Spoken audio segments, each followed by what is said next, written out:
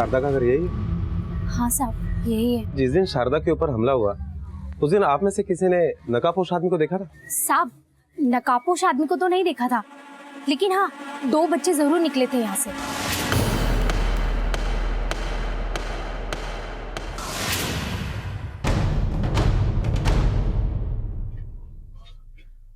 करके अच्छी तरह से तलाशी।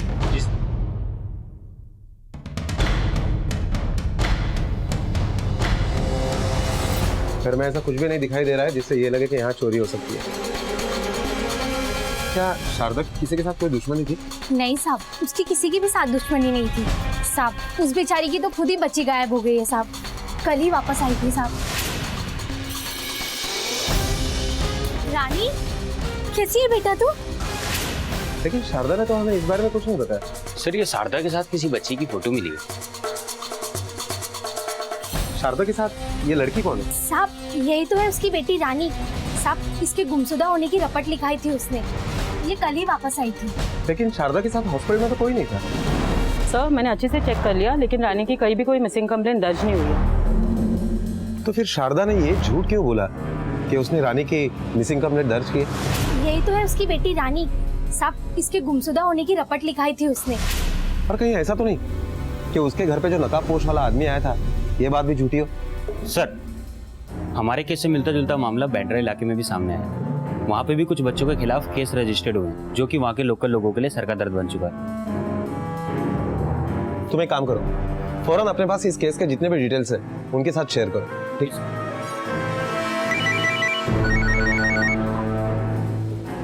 हेलो, पेशेंट शारदा हॉस्पिटल से भाग गई है। क्या? आखिर ये सब हो क्या रहा है? ये बच्चे चाहते क्या हैं? कहीं ये कोई बड़ी साजिश को अंजाम तो नहीं देना चाहते? रानी के डिस्क्रिप्शन से तो लगता है कि गैंग की तीसरी मेंबर यही लड़की है। मोरी जी, पहले रानी अपनी मर्जी से खुद घर लौटती है, और ये शारदा के झूठ की वजह क्या हो सकती है? कहीं ऐसा तो नहीं कि शारदा भी इन सब में इन्वॉल्व हो और उसकी रानी की एफआईआर वाली बात भी झूठी थी? और अब तो वो भी गायब है। अब हमारे पास सिर्फ सनी है जो हमारे इन सारे सवालों का जवाब दे सकता है। सनी हम जानते हैं कि तुम झूठ बोल रहे हो, तुम्हें सब कुछ याद है। अभी भी वक्त है, सच सच बता दो, तो हम तुम्हें यही रखेंगे, घर पर जाने भी नहीं देंगे।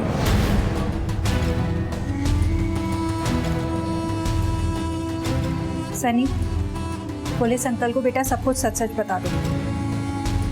देख सनी, मैं तेरी माँ हूँ और तुझे बहुत अच्छी तरह से समझती हूँ। जिस दिन तू घर पर आया था ना, मैं उसी दिन समझ गई थी कि तू मुझसे कुछ छुपा रहा है, लेकिन मुझे लगा कि तू 1-2 दिन में मुझे सब कुछ बता देगा, पर तूने कुछ नहीं बताया। अभी भी तेरे पास मौका है, पुलिस अंकल को सब कुछ सच सच बता दे, फिर हम दोनों इकट्ठा यहाँ से चलेंगे। और अगर तू नहीं बताएगा ना, तो मैं यहाँ तुझे अकेला छोड़कर घर चली जाऊँगी और तुझसे मिलने कभी भी नहीं आऊँगी। ठीक है सनी, तू कुछ नहीं बोलेगा ना? अब तू यहीं रह अकेला। मम्मी मम्मी प्लीज आप मत जाइए, मैं सब कुछ सच सच बता दो प्लीज। मम्मी आप मत जाओ ना, प्लीज प्लीज, मैं सब कुछ सच सच बताता हूँ। बैठे तू। मैं झूठ बोल रहा था, मुझे सब कुछ अच्छे से याद है। मैं खुद घर से भागा था।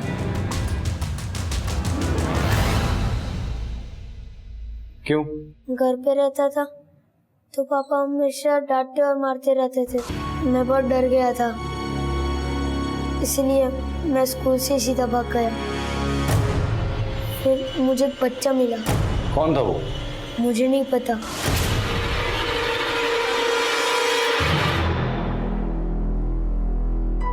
अरे यार, आपने मेरी बॉल देखिएगा, कहाँ गई? वही सामने ही गई है।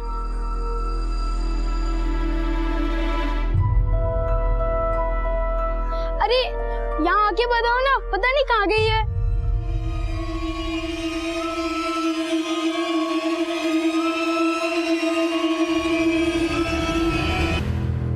उन लोगों ने मुझे किडनैप कर लिया था। मैंने ये सब बात छुपाई क्योंकि अगर मैं ये बात बताता कि मैं घर से भाग गया हूँ तो पापा मुझे बहुत मारते, इसलिए मैंने ये सब नाटक किया। उसके बाद क्या हुआ? उन्होंने मुझे कमरे में बंद कर दिया। वो धीरे धीरे कुछ बच्चों को बाहर ले जाते थे। उस दिन जब हमको ले जा रहे थे तभी उस टेम्पो का एक्सीडेंट हो गया था और हम उस टेम्पो से भाग निकले। उस टेम्पो में हमें एक बच्चे की लाश मिली थी। उस बच्चे की मौत कैसे हुई थी? वो पीयूष ज्यादा रो रहा था। रुक, गाड़ी रुक। चलो।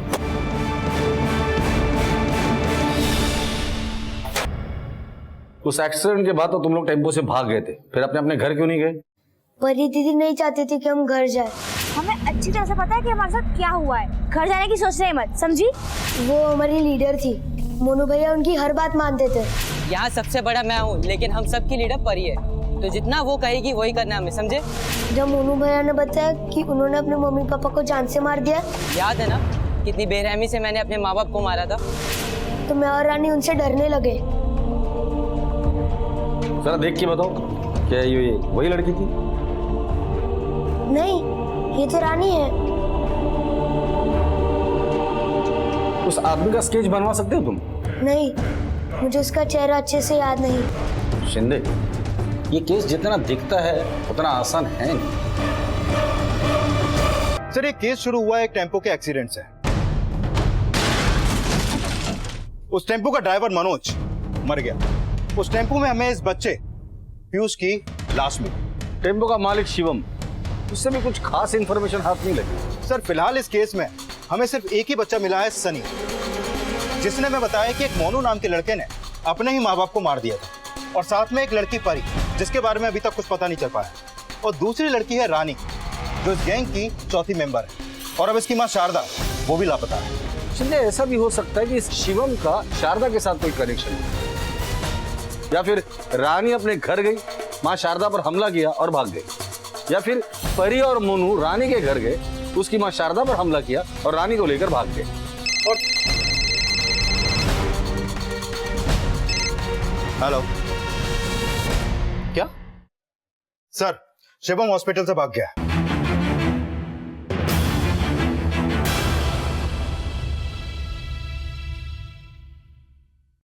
सर घर का पता तो यहीं का है। ये रहा सर, ये वही जगह है जहां पर शिवम और मनोज रहते हैं। यहाँ तो ताला लगा हुआ है। अरे भाई साहब, क्या? ये शिवम कहाँ गया, कुछ पता है? नहीं सर, उसके बारे में मुझे कुछ नहीं पता। ठीक है। शिंदे, ये शिवम ने पहले हमसे झूठ बोला और अब गायब। मैंने उनसे पूछा था कि उसके माँ बाप कहाँ हैं। उन्होंने बताया कि वो वहीं पास में रहते हैं और उनको घर जाना है। ये शिवम को जल्द से जल्द ढूंढना हो। सर उसके आईडी पर उसका परमानेंट एड्रेस लातूर के नारायण गांव का है। हो सकता है वो वहीं पर भाग गया हो। मुझे नहीं लगता वो लातूर गया होगा, क्योंकि उसे पता है कि हम लोग वहां तक भी पहुंच सकते हैं। फिर भी चांस लेते हैं। लातूर पुलिस को इन्फॉर्म करो और उसके घर पे 24 घंटे नजर रखो। सर ये शारदा का क्या करना है? अभी तक उसकी कोई खबर नहीं मिली। शारदा के कॉल रिकॉर्ड निकाल और उसके मोबाइल की एक्चुअल लोकेशन क्या है वो पता। Okay sir. सर मेरी शारदा के पड़ोसियों से बात हुई। उनका कहना है कि शारदा अपनी बेटी से बहुत प्यार करती थी। शिंदे, अगर ऐसी बात है तो फिर शारदा ने हमसे झूठ क्यों बोला? परी तो ठीक है ना? हाँ। ताई ताई बहुत प्यास लगी है, पानी पीना है। मैं पानी लेके आती हूँ। मोनू पर्स।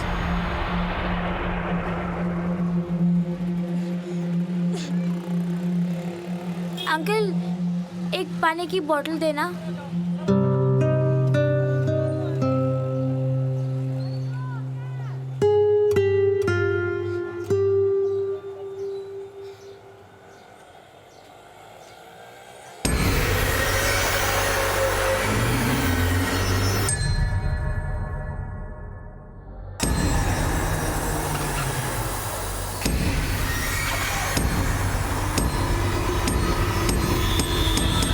हुआ क्या?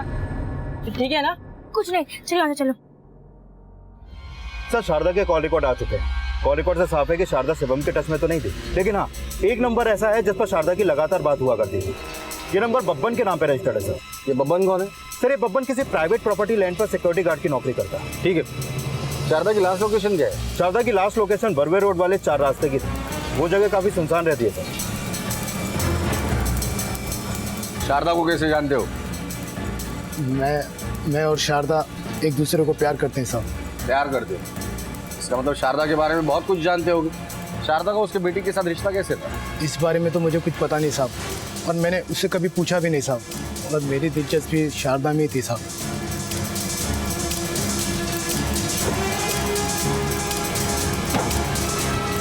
लोकेशन तो यही है, आसपास सर्च करो। सर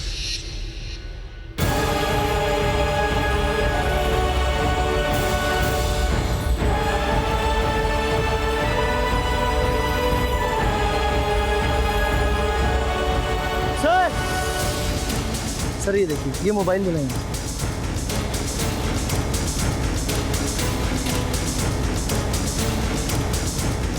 वहां किसी की चप्पल भी पड़ी है,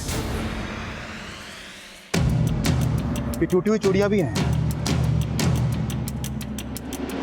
लगता है कि ये सब शारदा का ही है, और जिस तरीके से सारी चीजें यहाँ पर पड़ी हुई हैं उससे तो लगता है कि यहाँ पर आपस में किसी की लड़ाई हुई है। कहीं ऐसा तो नहीं कि शारदा की किसी से लड़ाई हुई हो? शारदा किसी का कोई ऐसा राज जानती हो जिसके बाहर आने से किसी को खतरा हो। देख बब्बर, बहुत से लोग हमारे सामने झूठ बोलते हैं, लेकिन उनका झूठ पकड़े जाने के बाद वो बोलने के लायक नहीं रहते। भाई तू भी वही गलती तो नहीं कर रहा है? नहीं साहब, सब एक बात है साहब, शारदा अपनी बेटी को बिल्कुल भी प्यार नहीं करती थी साहब। ऐसे लगता था जैसे वो उस पर बोझ है, बोझ। बबन, बहुत लेट हो गया तेरे को, मेरे को लगा तो नहीं आएगी आज। बबन, तुझसे मिलने के लिए मुझे छुपते छुपाते आना पड़ता है, और मैं नहीं चाहती कि तेरे मेरे रिश्ते के बारे में कोई भी जाने। काय को टेंशन लेती है? चल, ये क्या है? इसको भी लेके आया? तू यहाँ क्या कर रही है? इधर! जब देखो मेरा पीछा करती रहती है। कितनी बार कहा है तेरे को कि मेरा पीछा मत किया कर, समझ में नहीं आता तेरे को? हाँ चल। मैं और शारदा शादी करने की सोच रहे थे, लेकिन इससे पहले शारदा रानी से पीछा छुड़ाना चाहती थी। रानी से क्यों पीछे छुड़ाना चाहती थी? वो उसकी सगी बेटी नहीं थी क्या? और ये शिवम और शारदा का क्या कनेक्शन है? इस बारे में तो मुझे भी नहीं पता साहब, और शारदा ने मुझे कभी बताया भी नहीं। ये शिवम कौन साहब? मैंने शारदा के मुंह से कभी इसका नाम नहीं सुना साहब। ठीक है, जा। ये बब्बन जैसा दिखता है वैसा है नहीं। कि ऐसा तो नहीं कि ये जानबूझकर हमें उलझा रहा है। सर बब्बन के खिलाफ अभी तक हमें कोई सबूत नहीं मिल पाया है, और सर शारदा की लास्ट लोकेशन पर भी ऐसी कोई चीज नहीं मिली है जिससे साबित हो कि बब्बन वहां पर मौजूद था।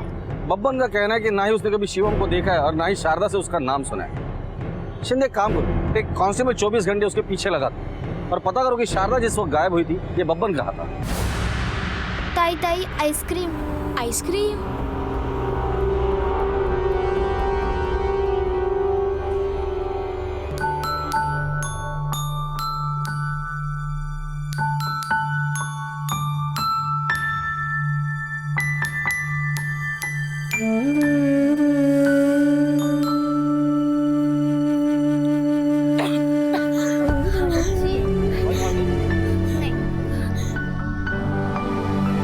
ठीक है ताई?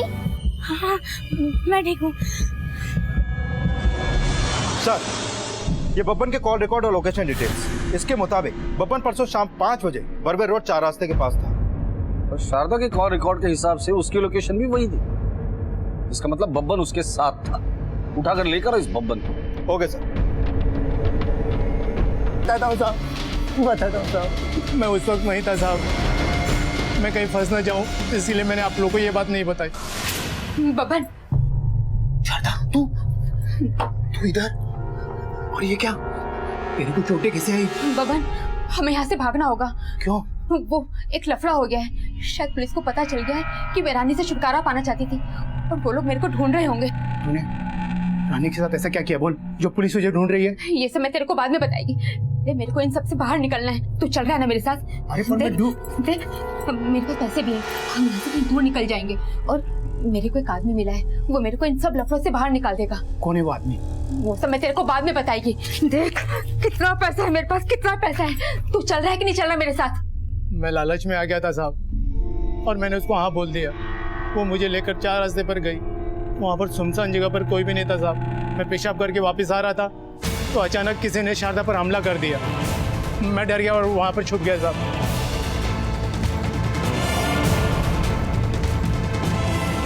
कौन था वो आदमी? मैं बहुत दूर था साहब, और ये सब इतना अचानक हुआ साहब, मैं देख नहीं पाया। ऐसा हो ही नहीं सकता कि तुमने कुछ देखा ना हो। कुछ तो देखा होगा साहब। एक ब्लू कलर की वैन थी साहब वो, और वो जो नंबर प्लेट है ना साहब, उसके आखिर में 2 अक्षर मैंने देखे साहब, 4 और 8, और आगे के 2 ऐसे धुंधले से दिखाई नहीं दिए साहब। गाड़ी के पीछे मैंने फुटबॉल का स्टिकर देखा था बड़ा सा।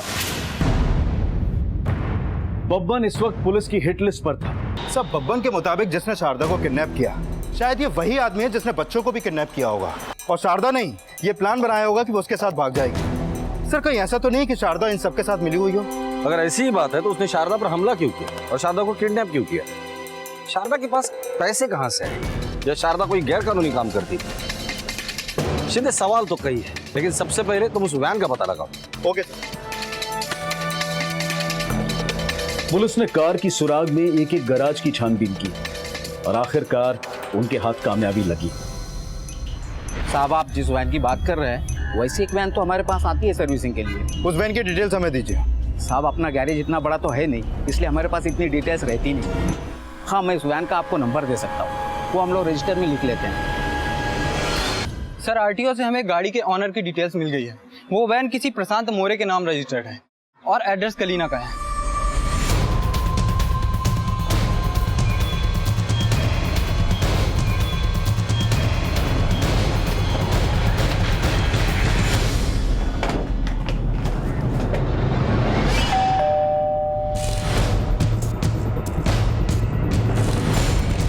प्रशांत जी, मैं उसका बड़ा भाई दीपक हूँ।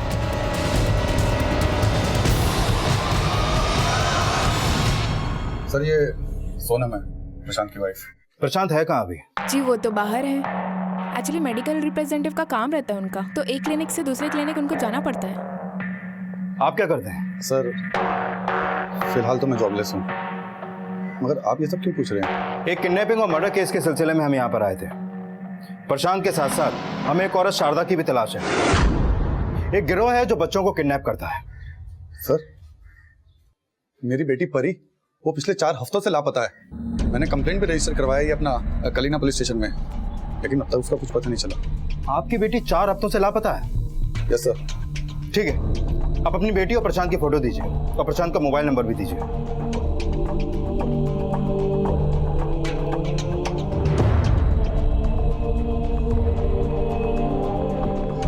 सनी, ये फोटो देखो और पहचानो। कैसे जानते हो?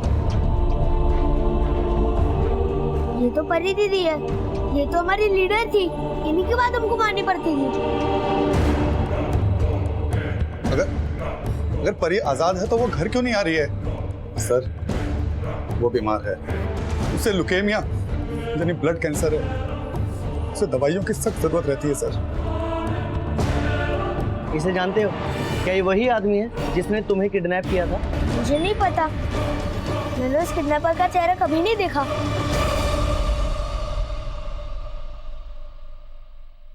सर, कहीं ना कहीं शारदा, शिवम और प्रशांत ये तीनों आपस में जुड़े हुए हैं और जिसने किडनैप किया है वो कोई चौथा है।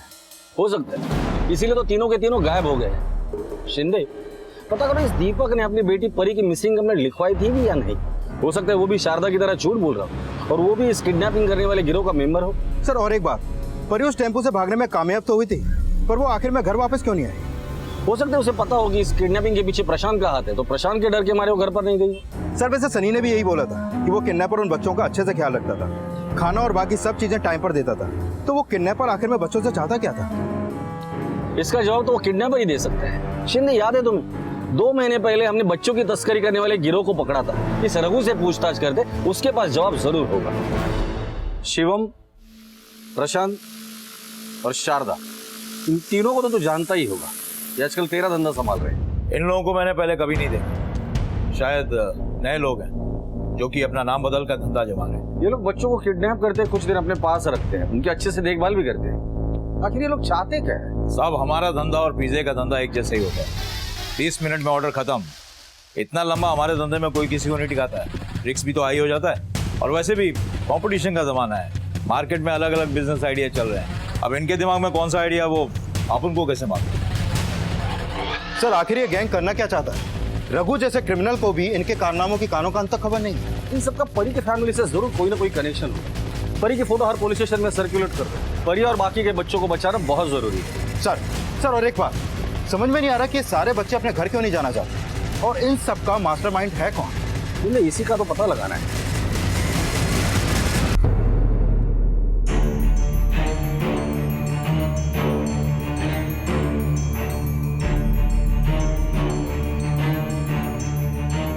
दीदी, ये बच्चे को जानती हो? उसकी मम्मी शांति। तो सिग्नल पे खिलौना जो बेच रहे ना, वही तो है उसकी आई।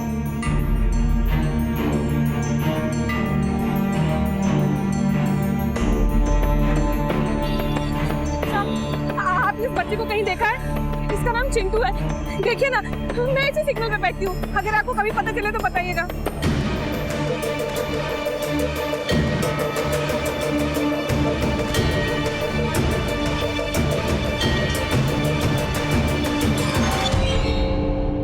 सब परी के बारे में हमने और पता लगाया। परी के चाचा मेडिकल रिप्रेजेंटेटिव हैं और परी के फादर पिछले करीब 1 साल से घर में ही बैठे हुए हैं। और सर ये भी पता चला है कि परी को ल्यूकेमिया नाम की एक बीमारी है, जिसके चलते परी को time to time proper treatment और दवाइयों की जरूरत पड़ती रहती है। सब परी के फादर ने परी के इलाज के लिए अपना सब कुछ बेच दिया, घर, गाड़ी, घर का सामान, सब कुछ। अभी वो अपने भाई के यहाँ रहता है। शिंदे, अगर ऐसी बात है तो ये दीपक परी के इलाज के लिए पैसे कहाँ से लाता है? कि ऐसा तो नहीं कि इलाज के खर्चे के लिए दीपक कोई उल्टा सीधा काम करता हो, या फिर ऐसा भी हो सकता है कि खर्चों से तंग आकर इसी ने परी को गायब किया या घर से निकाल दिया हो। वैसे उसका भाई प्रशांत, उसका फोन ट्रेस हुआ?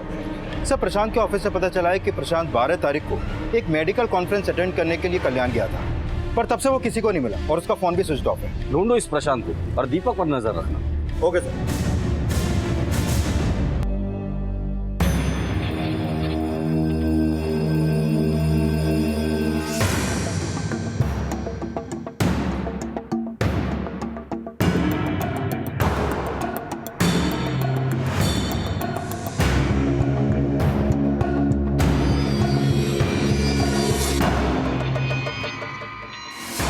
हेलो सर, दीपक अभी घर से निकला है और उसे देख के मामला कुछ गड़बड़ सा लग रहा है। ठीक है, तुम उसका पीछा करो और उसके हर मूवमेंट की जानकारी हमें दो। ओके सर, खबरी का फोन था, उसने दीपक को कहीं संदिग्ध रूप से जाते हुए देखा है। मैंने उसको दीपक को फॉलो करने के लिए बोला है। चलो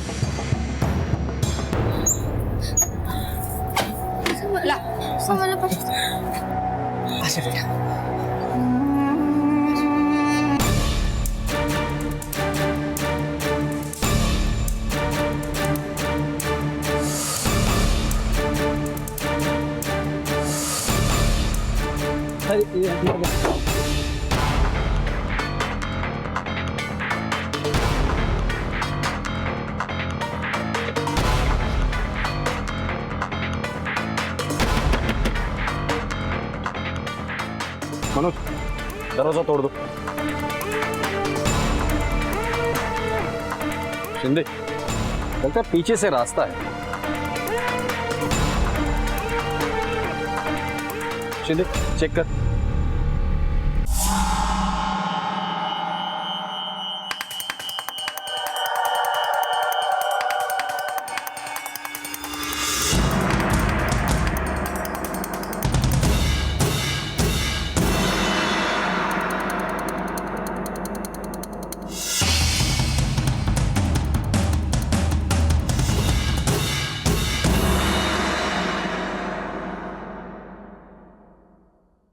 चलो बच्चों, तुम लोग को भूख लग गई होगी, चलो खाना खाएंगे। चलो उठो बेटा। थैंक यू आंटी, हम अब पे ज्यादा दिन बोझ नहीं रहेंगे। हम 2 दिन में यहाँ से चले जाएंगे। कैसी बात कर रही है बेटा, जब तक तू ठीक नहीं हो जाएगी तू कहीं नहीं जाएगी, ठीक? हाँ चलो खाओ।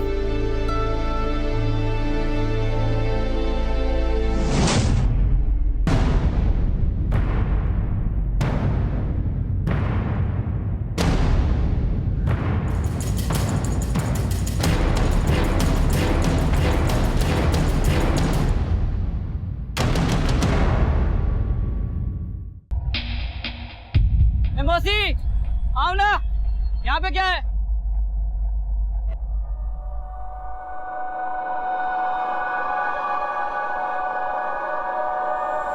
हेलो, हाँ बोल ना।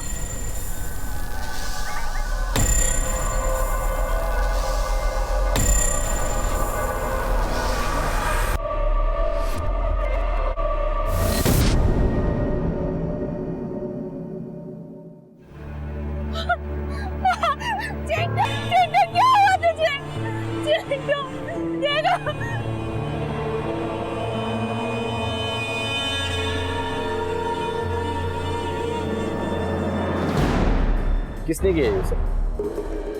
सर, मैं अपनी बेटी को ढूंढना चाहता था और कुछ दिन पहले ही पता चला कि क्या भाग गई? कैसे भाग गई? अरे बेवकूफ, परी किसी भी हाल में घर नहीं पहुंचनी चाहिए, समझे? दीपक भाई साहब को पता चल गया ना तो आफत आ जाएगी। किसी भी तरह ढूंढ निकालो उसे। मैंने प्रशांत को कैद कर रखा था सर। पता मेरी परी कहाँ है? क्या क्या तूने उसके साथ? आखिर में बहुत मार खाने के बाद उसने मुझे बताया सर कि सिर्फ शारदा ये बात जानती है कि मेरी बेटी कहाँ है। उसने मुझे शारदा के घर के पास के शॉप का नंबर दिया जिससे वो उससे कांटेक्ट करता था सर। तो शायद इसी वजह से शारदा के कॉल रिकॉर्ड में कुछ भी नहीं। फिर तुमने क्या किया? मैंने शारदा को फोन करके 4 रास्ता पर बुलाया। शारदा को तुम्हारी बेटी के बारे में कुछ पता ही नहीं था तो तुमने इसे मार क्यों डाला? नहीं सर, वो सर कहीं ऐसा तो नहीं कि दीपक अपना जुर्म छुपाने के चक्कर में हमें गुमराह कर रहा हो? शिवलेश, प्रशांत को ढूंढ निकालो। जिस दिन ये प्रशांत हाथ लग जाएगा ना उस दिन दूध का दूध और पानी का पानी हो जाएगा। सर, कलीना रोड पे जो सूटकेस में बच्चे की लाश मिली थी ना, ये उसकी पोस्टमार्टम रिपोर्ट है। प्रारंभिक रिपोर्ट के हिसाब से चिंटू की मौत सर पे चोट लगने से हुई। सवाल ये उठता है कि चिंटू ने खुद को नुकसान क्यों पहुंचाया और उसकी बॉडी को सिग्नल पर सूटकेस में रख के किसने रखा? सर, शारदा की पोस्टमार्टम रिपोर्ट के मुताबिक उसकी मौत सर पर चोट लगने की वजह से हुई और प्रशांत का भी कोई पता नहीं चल रहा है। सर, हमारी एक टीम उसको ढूंढने में लगी है। सर, एसवी रोड से खबर आई है, वहाँ पे कुछ लोगों ने 3 बच्चों को घर में से भागते हुए देखा है और उस घर में डेड बॉडी भी है।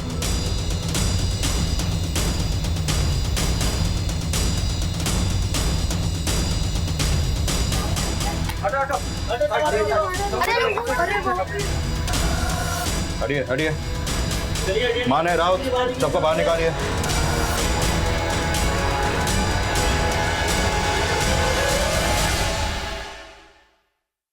राउत, पूरे घर को चेक करो, शायद कोई क्लू मिले। सर।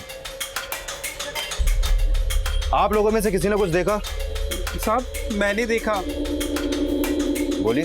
साहब, मैं इधर ही बाजू में रहती हूँ और अचानक मुझे दीपिका के चिल्लाने की आवाज़ आई तो मैं भागकर इधर आई और देखा उसके घर से 2 लड़कियाँ और 1 लड़के भाग रहे थे। फिर मैं जैसे ही अंदर गई, मैं देखकर घबरा गई। दीपिका मर चुकी थी और मैंने फौरन आपको फ़ोन किया।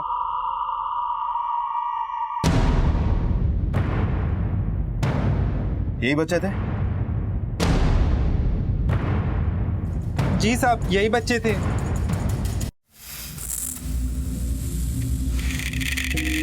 ये लीजिए आपकी चाय। सनी बेटा, ये लो तुम्हारे लिए दूध। नहीं मम्मी, मुझे दूध नहीं पीना। अरे सनी, थोड़ा दूध पियो। सनी, पापा बोल रहे हैं ना, जल्दी से दूध पी लो। मम्मी, पापा, यही तो वही लड़का है जिसने मुझे बॉय ढूंढने की हेल्प ली थी। तुम्हें पक्का यकीन है? हाँ। सर, कुछ समझ में नहीं आ रहा। जो बच्चा दूसरे के बच्चों को किडनैप करने में मदद करता था उसी का खून हो गया। शिंदे, कुछ क्लू मिला जिससे ये पता चले कि उस बच्चे की लाश को सिग्नल पे किसने छोड़ा? नहीं सर, अभी तक तो नहीं, लेकिन हमारी कोशिश जारी है। हमारे कांस्टेबल सीसीटीवी फुटेज चेक कर रहे हैं। बहुत जल्द पता चल जाएगा कि उस सिग्नल पे वो बैग किसने रखा। ये प्रशांत और शिवम, इसकी क्या अपडेट्स? अभी तक कोई सुराग नहीं मिला।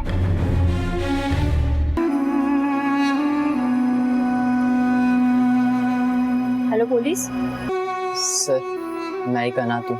मैं एक अनाथ आश्रम में रहा करता था जहाँ के सभी बड़े लोग मुझे मारा करते थे, जानवरों की तरह सुलूक करते थे।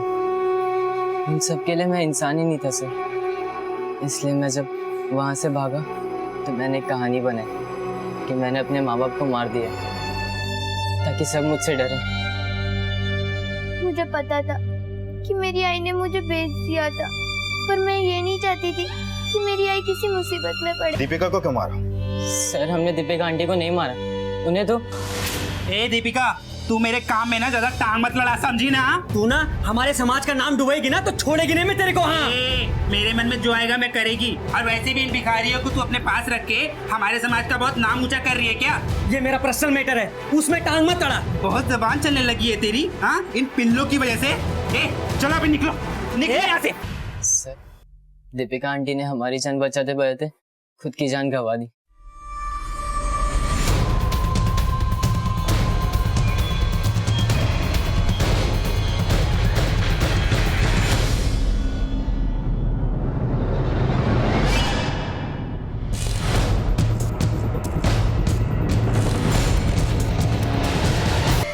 सर, सर फॉरेंसिक से चिंटू की विसेरा रिपोर्ट आई।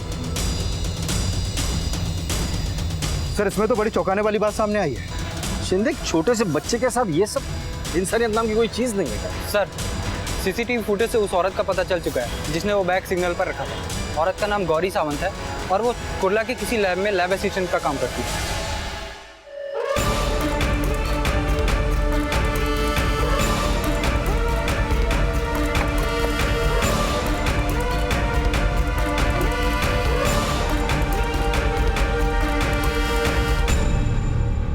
ये पकड़ो तुम्हारे और ये तुम्हारे। अब तक का सारा हिसाब क्लियर, ठीक है ना? अपना हिसाब तो क्लियर कर लिया, अब कानून का हिसाब भी क्लियर कर दे। सर मैंने कुछ नहीं किया